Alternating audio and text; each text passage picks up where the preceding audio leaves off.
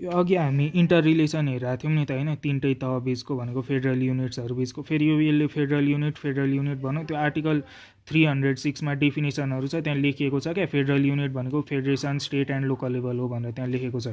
त्यही भएर federal unit direct लेख्दा हुन्छ, त्यो फेडरेसन, स्टेट, लोकल लेभल त्यो त्यत्रो लेखेर बेकारमा टाइम वेस्ट गर्नु पर्दैन। अब आर्टिकल 232ले एउटा त 3Cs बारेमा बोल्छ हो, अनि त्यसपछि उसले के भन्छ त भन्दाखेरि सङ्घको सरकारले चाहिँ प्रदेशको सरकारलाई नेसेसरी डिरेक्टिभ दिन सक्छ। यो नेसनल इम्पोर्टेन्सको कुरा हो, नेसनल इन्ट्रेस्टसँग रिलेटेड छ, त यो काम गर, अथवा त अर्को प्रदेशसँग यो कुरामा कोअर्डिनेट गर भनेर भन्न सक्छ हो। Similar provision for local level also भनेको मतलब चाहिँ अब नेसनल इम्पोर्टेन्सको कुरा छ अथवा रेन्डर नेसेसरी असिस्टेन्स गर्नु पऱ्यो भने त्यो थ्रु स्टेट अथवा आफैले पनि उसको रिलेसनसिप एक हिसाबले लागु हुन्छ विथ लोकल लेभल है। अब यहाँ चाहिँ उसले के अरे फेडरेसनलाई चाहिँ एकदम राम्रो पावर दिएको छ क्या संविधानले नै। उसले चाहिँ के भन्छ भन्दाखेरि यो स्टेट एसेम्ब्ली हुन्छ नि, स्टेटको पनि त आफ्नो सोभरेन्टी छ नि त होइन।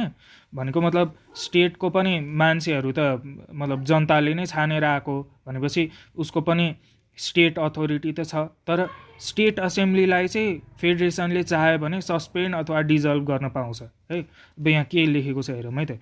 If any state carries out any act which seriously undermines territorial integrity, sovereignty, nationality, independence of Nepal, the president may उसले के गर्न सक्छ भन्दाखेरि कि वान कि सस्पेन्ड कि dissolve state council of minister for maximum 6 months। अब स्टेट काउन्सिल अफ मिनिस्टर मात्र होइन, स्टेट एसेम्ब्ली पनि है।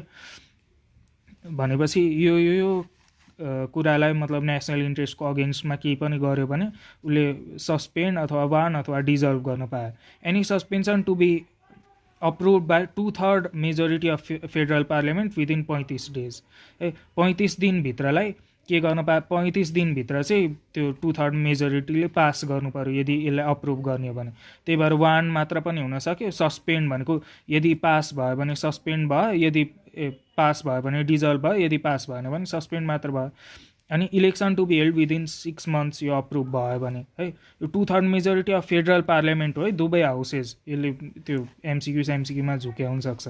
अर्को federal ruling until election conduction हो, यो त अब कोही हुँदैन, कसै न कसैले त सरकार चलाउनु पऱ्यो भनेको सङ्घले नै चलाउने भयो। अनि ड्युरिङ सच फेडरल रुलिङ चाहिँ के हुनसक्यो त भन्दाखेरि यो सङ्घले नै कानुन बनाउन सक्यो क्या। सेड्युल 6 त प्रदेशको हो नि त, प्रदेशसँग रिलेटेड पनि सङ्घले नै बनाउने भयो। अनि त्यो कानुन चाहिँ तबसम्म लागु भइरहेको छ जबसम्म चाहिँ नयाँ स्टेट एसेम्ब्लीले त्यसलाई रिपिल गर्दैन। हस्, थ्याङ्क यू।